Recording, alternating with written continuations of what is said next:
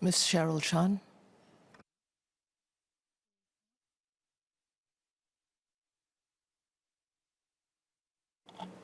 Madam Deputy Speaker, like the Honourable Member Lim Biow Chuan, many Singaporeans and I would have grown up with the familiar sight of mama shops, clinics, fruit stores, confectionery, TCM halls, and many others at the void decks below the HDB blocks where we lived, or would find these shops operating in the neighbourhood centres near the market or hawker centre.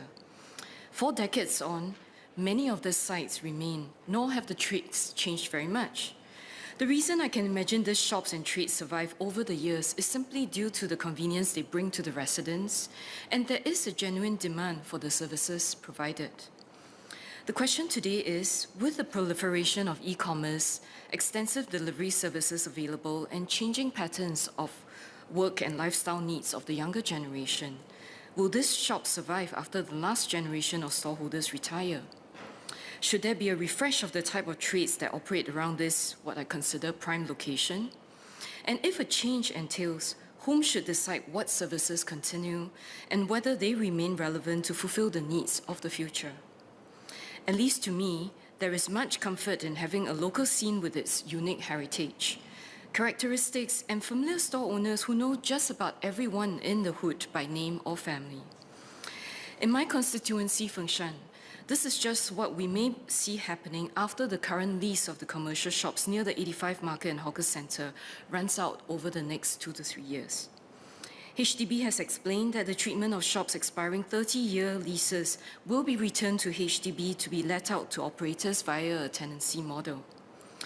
While I hope to see some changes in the tenancy mix to bring more vibrancy and new services like co-working spaces, gym, learning and fixer spaces for the community, I'm cognizant that we must retain some traditional and essential services like the clinics, dialysis center, provision shops, sewing and alteration services, as they are still much needed by the older population who rely on these familiar services, and for others in need of a last-minute purchase.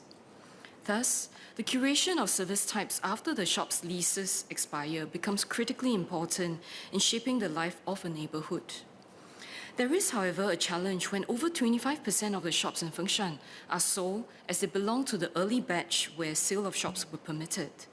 This has been the challenge faced when HDB offered to renew the area earlier, but the response for support of the ROS by the owners was underwhelming.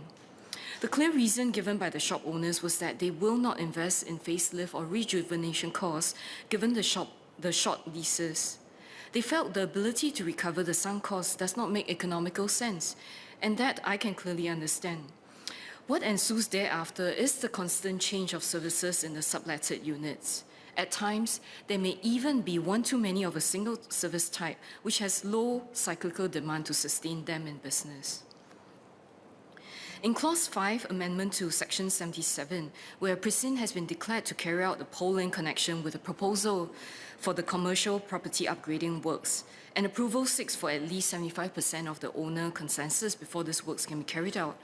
While I understand this concept of approval is very similar to other schemes like the Home Improvement Project, the Neighbourhood Renewal Programme, but the probability of flats changing owners are generally higher, and new flat owners would mostly renovate post-purchase to upkeep their units.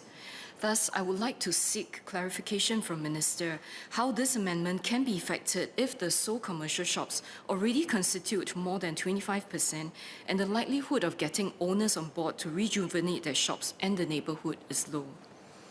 Next, under Clause 6, subsection 3A, under Section 78, it allows HDB to recover the costs incurred in respect of those commercial property upgrading works. I would like to know how the cost and upgrading work scope will be shared with the owners before any project tender. Will consultation with the shop owners on its design works and the project scope be discussed for better perspective of what to accept? Lastly, Clause 7, Section 85B specifies that the Minister may make rule prescribing the value and votes of owners of flats for commercial property upgrading works. Can the Minister explain what are some of the principles of these rules? And if I may ask, can HDB also consider to include the lift upgrading for the blocks that were unsuccessful or opted out in the past for those areas that's near the commercial properties? Madam Deputy Speaker, I'm all for the rejuvenation of our precincts, particularly at the neighbourhood centres.